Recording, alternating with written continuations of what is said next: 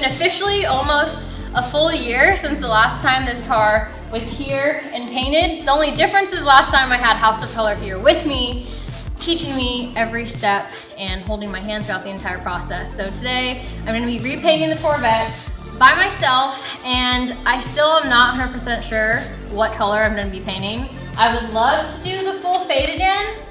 There's pros and cons to that, but I have a few more hours to figure that out. We still have probably a few hours of taping, and you have to lay a white base to get started. So I'm not just doing like a clickbait thing where you have to wait till like the very end to figure out what color the car is painted. I actually don't know right now, but this is one of the last steps of rebuilding this car since the fire, and we're gonna get started now.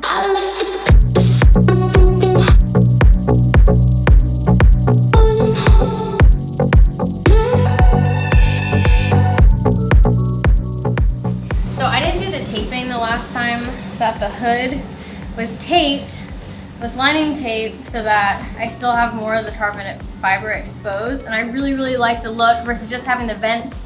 I loved having like this piece on each side creep up this carbon fiber as well. I've been at this for a while now, so I just keep second guessing myself, but I think I'm gonna send it. I'm just gonna get it as close as possible to how it was before. I still need to go and finalize like the edges on every piece. I still need to cut this, and worst case scenario, I'll touch it up with pinstriping, which I should have done on the last hood anyway. So you don't have to be like exact with the tape, but the closer the better. So we'll see how this turns out. Okay, so it's actually the next day. We took up the entire day yesterday taping the car, just making extra sure that we were good to go. So yeah, today's the day that we're officially going to be painting. I still have not decided on color, but I have many hours to make that decision. What I am going to do though is sort of test all the different neons that we do have, because this time I actually have a neon orange, and I didn't last time. We made the neon orange by the overlap with the yellow and the hot pink. So now if I'm going to have more orange, maybe I want to actually spray orange. I don't know. I know I have a lot of time to actually figure this out, but I'm going to test some colors here while we just finalize the car, and then we're going to start spraying. Luckily, it doesn't get that stressful until we start adding the neon. And the first thing I'm going to do is add our white sealer, Katie 3002. I'm using all the same stuff that we did last time, all House of Kolor. We're going to start with our base white, then put down a color white, and then start spraying the neon. So spraying neon is very similar to like spraying a candy because it's actually fully transparent. So the most important part of neon is it in white. And I still have to make a decision too, like if we're gonna use flake. This is actually a lot finer than I've used before. We have bigger flake, I have Prism, so I'm gonna figure it out and just see what I feel in real time. Also, I got like a custom shade of neon yellow chartreuse made. It's still like House of Kolor chartreuse, but I think Paint Huffer is the brand. They added some pearl into it. I don't know their exact formula, but they added stuff and it's a little different. And you can't really see the pearl, huh? This looks normal. This is what we didn't have last time. Ooh, I can't wait to see this. Which is not like we couldn't have got it, but this just wasn't the method that we chose to do the fade. So this is actually neon orange. Oh, wow. Which I just made last time with the overlap. Oh, wow. So, I don't know. Do we do the overlap? Do we actually spray neon orange? Yeah, ew. So it has like pink, blue, and purple pearl in it, and it's like a magenta base. We're not doing this, but I want to show it. I want to show the color because it's really pretty, and I don't know if we use them, but we're not using it. Okay, actually, so the issue, I'm just gonna keep talking about colors. The issue that we have right now, that when we painted the Corvette last time, we had the House of Kolor neon blue. I used the neon blue and the neon pink to make the purple that a lot of people liked, that was in the very back of the Corvette. And I really liked it too, but we don't have any of the neon blue. It's really hard to get. I don't even know if they're making that color anymore. I think they got rid of it. So the plan was to just basically tint the hot pink, like tint it a little bit darker, so that at least the fade maybe doesn't go to purple, but it goes to like a magenta pink in the back, if I do fade, which I'm most likely doing fade. So this is something that we could actually, I could tint the hot pink with this. Like if I mix this in with a little bit of hot pink, it'll just make it a Oh my bit gosh, darker, which yes. is what we want. So we'll see. Maybe we'll have some fun. Okay, now I'll paint the car white.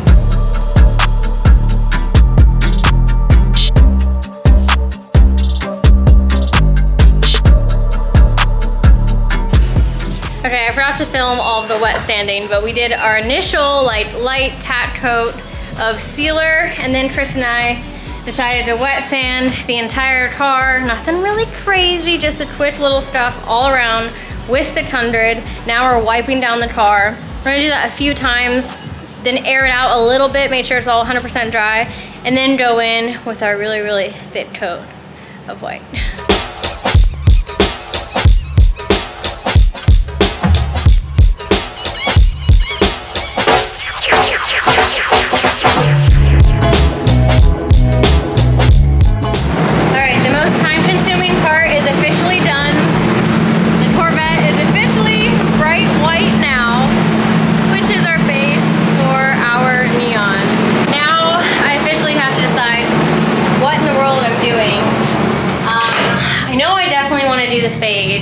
I just need to figure out my last pink color and if I want to spray this orange. Kind of risky because I've never done that before. The last time we faded the Corvette, here is the fade, and we achieved that orange purely from the overlap of the yellow and the pink. Now, if I eliminate this dark color, that means I have less colors overall, which means each individual color is gonna take up more room on the car. And I'm worried with just the overlap method, I won't be able to spread the orange wide enough. Does that make sense? Because for that overlap, I need the gun full fan, and you're kind of fanning it sideways, and there's only so far that overlap can reach. So if I actually spray orange, I'll be able to control where the orange goes down a lot better. And then if I need to take up more space on the car with orange, I'll be able to do that. So I need to figure that out and play around with our last darker pink shade. I have half an hour-ish to do that, and then I really need to reshoot the car. But so far, so good.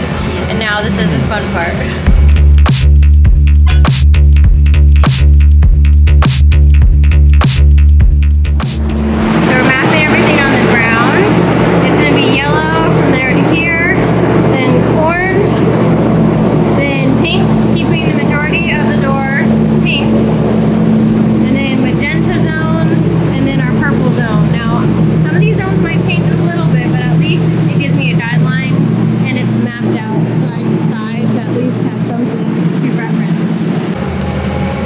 Start with the yellow and then work our way to purple.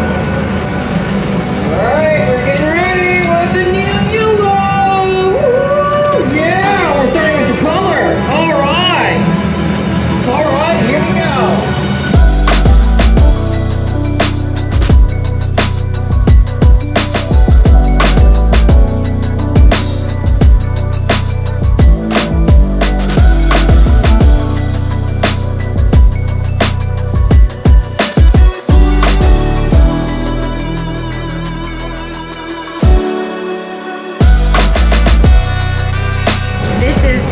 Painting at its finest.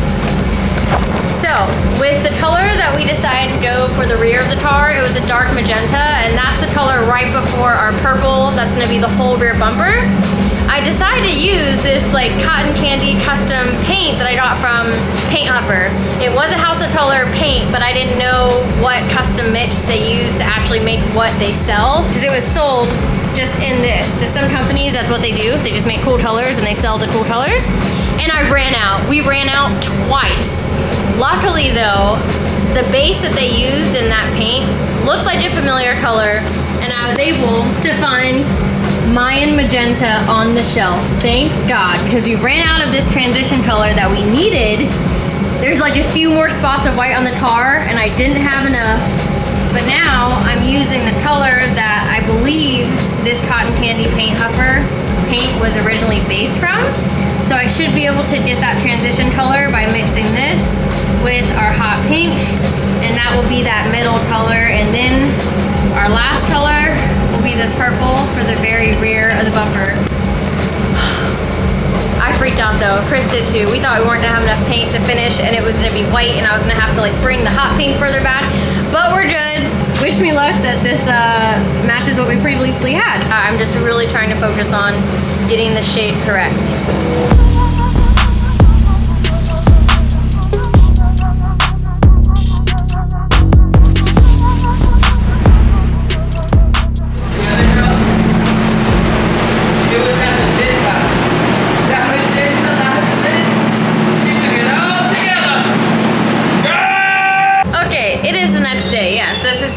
Day 3 of painting the faded C6 Corvette. Now I had to leave last night because we got the opportunity to actually go to the Kennedy Space Control Tower, one of the many control towers there, and watch the Artemis launch last night, or just this morning at like 1 a.m. So that was really cool, but we had to get there early, so I had to take a pause before we moved past the color phase.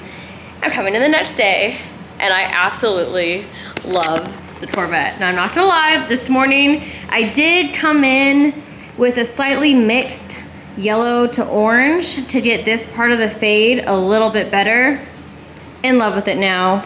And I did come in with the pink to get this part a little more transitional as well, and put the bumper on so you could see the full effect. But I love it so much, and today we're going to be adding the Prism effect.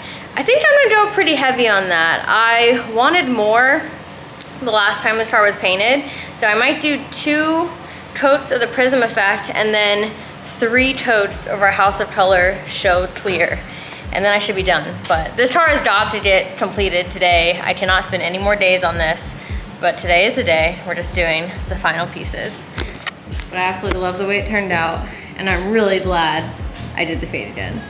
So this is our Prism effects. This is the S2 Effects 41. This is more of like a holographic, really, really fine pearl.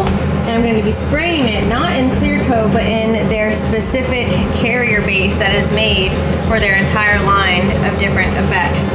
It looks cloudy, but it dries clear, and this actually helps suspend pearl and flake, versus on normal clear that's not meant for pearl, it'll sink to the bottom. So this will give it more of a dimensional feel when everything else is dry.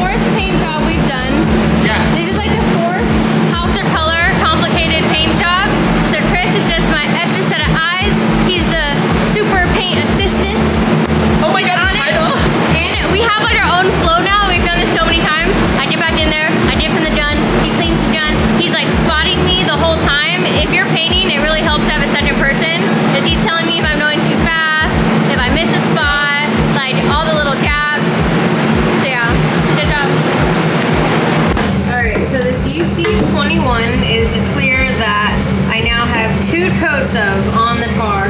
This is the one that I'm pretty sure has some UV protection, which is great for neons. However, I preferred the finish of the Show Clear, but this was the only one that I had the proper catalyst for. I don't know where all of my stuff went. All of my catalysts for the USC01 Show Clear, they're missing. Like, this is partially full right now, and I have all of these Show Clears. I thought I was prepared, but you know what? Everything happens for a reason. I'm sure the UV protection in this will end up being great, and this still has a good finish. So I have 2 coats of this on the car, but for my last coat, I'm gonna be doing this show clear, and I need to lay this on thick.